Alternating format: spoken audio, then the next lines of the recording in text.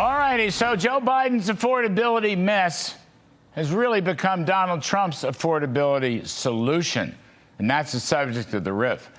So Tuesday night, White House bigwigs, Susie Wiles, James Blair, plus chief pollster and strategist Tony Fabrizio apparently met with top cabinet members and their aides on how best to sell the president's agenda in order to defy history and capture the midterm elections.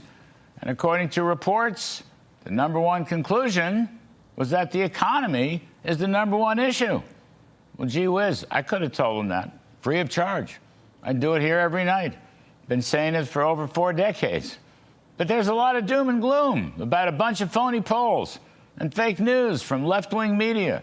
It's all created a self-fulfilling prophecy. Well, I hope the whole gang who met at the Capitol Hill Club left there with a sense of optimism, because you've heard me saying right for many, many months that Trumpian policies have generated a boom. And that boom has already started, and it's generating 4% plus GDP growth. Now, I know you can't eat GDP, but you can eat groceries or buy essentials in the local Walmart.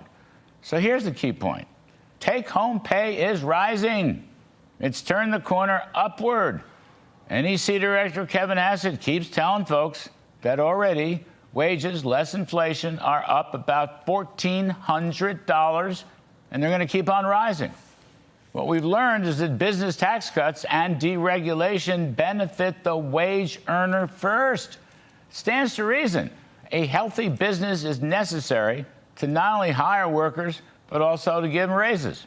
And that's exactly what's happening. Corporate profits are going up. Businesses are making use of the Trump tax cuts and the deregulation and the drill, baby, drill, all of which has created new employment, and wages are rising faster than inflation. And by the way, another good talking point is the tax refunds for tax on tips and overtime and seniors. It's an added bonus that'll come this year to an all-time record of something around $2,500. It's almost $4,000 together, the increase in take-home pay, almost $4,000 coming up.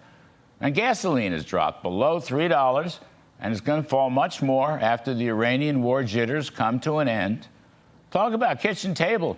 Our friend John Carney has identified over 70 grocery and other key prices that actually fell in January, and another 40 or so that fell year on year.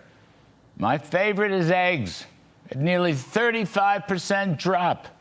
After all the hullabaloo, AG Secretary Brooke Rollins, Ag Secretary Brooke Rollins, finally solved the egg problem. How about that? Now, politicians may scoff, but you know what? The booming stock market's another good talking point. It's adding wealth to over 135 million people. Federal jobs, meanwhile, are falling big time, while private sector jobs are soaring. That's another key point. Business is good. America is a prosperous country here in 2026. Growth is unlimited. Affordability was Mr. Biden's problem, but it has become Mr. Trump's solution. I'm sure all the high-powered politicos meeting on the election know all about this, but I just thought I might offer a gentle reminder. To quote a friend of mine, America is the hottest country in the world. And you know what? Americans know this full well. And that's the riff.